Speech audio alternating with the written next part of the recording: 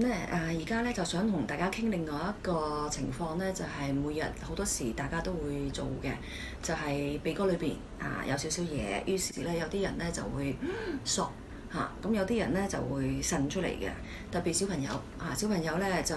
即係個鼻哥好多嘢嘅時候咧，咁啲父母咧就好中意揸住個紙巾就擺喺個鼻哥度，你1、2、3擤啦咁樣嘅。嗱，擤鼻涕咧，其實咧就擤得唔好咧，有好多嘅後遺症，包括咧就係嗰啲鼻涕，其實因為佢哋個鼻哥有個窿就去耳仔嘅嚇。如果你咁樣揸住個鼻哥擤嘅時候咧，大部分嘅鼻涕咧就入咗去耳仔，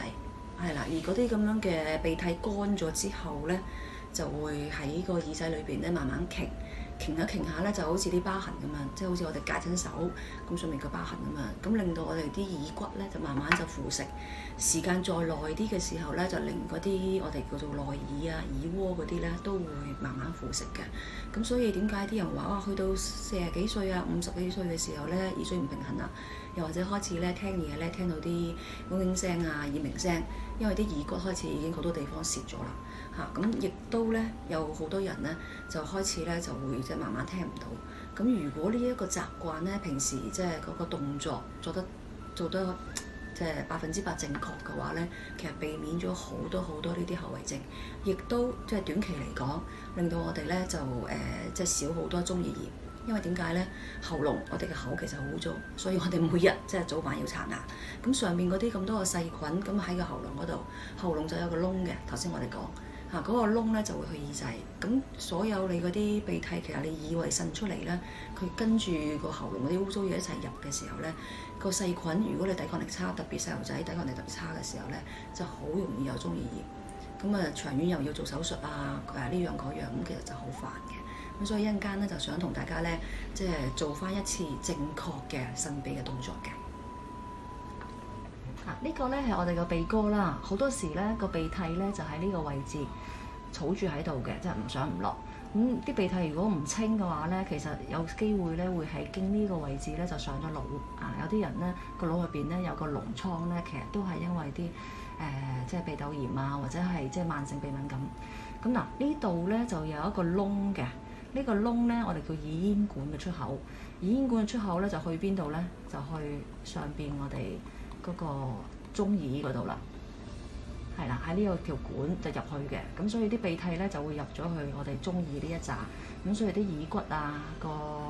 嗰個內旋渦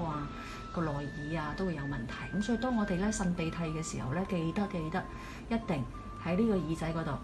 撳實佢，即係將呢度啲壓力咧增加到好大咧，咁於是呢條管咧就會收埋。係啦，咁同埋咧個動作咧就係個姿勢，除咗要撳住個耳仔咧，亦都咧要轉一轉個頭，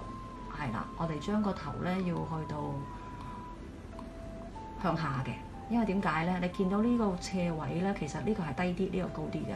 咁啲鼻涕咧，好多時啲人咧一擤咧擤唔到咁多，就擤少少喺呢個位嘅啫。咁你如果個頭向低咧，佢慢慢你唞啖大氣，再嚟多次，慢慢就會出到嚟㗎啦。擤鼻咧，首先咧就將個紙巾咧攞2個尾指夾住嘅，係啦。咁將紙巾咧盡量攞長少少，廁紙攞多4、5格都冇乜大問題。咁跟住咧就將大拇指就要撳實個耳仔。咁耳仔咧點樣撳咧？我哋咧就撳個窿啦，最好咧就係連呢一個耳仔前面呢嚿肉咧，好大力咁樣撳落去，有少少痛地就啱㗎啦。係啦，咁撳實，然之後就將呢2個食指同埋個中指咧，就撳住，唔使擤嗰邊。係啦，要擤嗰邊咧，個食指咧就收起嘅。呢個動作有啲騎呢㗎，平時啲手指好少咁擺，咁所以會有啲唔慣。咁咧淨係撳一邊，呢2個手指又要收起嘅。係啦，縮起嘅，係啦，冇錯啦。嗰邊咧就2個手指，係啦，記得係2個手指喎。好多人咧就1個手指，一個手指咧就撳唔到成個鼻哥咁長個鼻哥窿個位，係啦，撳實之後咧，然之後個頭咧就要耷低啲啦。咁啊低到咧，好低，係啦，然之後就開始吸一啖氣，跟住細細力呻，係啦，冇錯，跟住再呻，係啦，一下一下慢慢呻到佢咧，你覺得裏邊完全冇晒嘢咧，咁就可以起翻個頭啦。咁樣就正確嘅腎秘方法啦。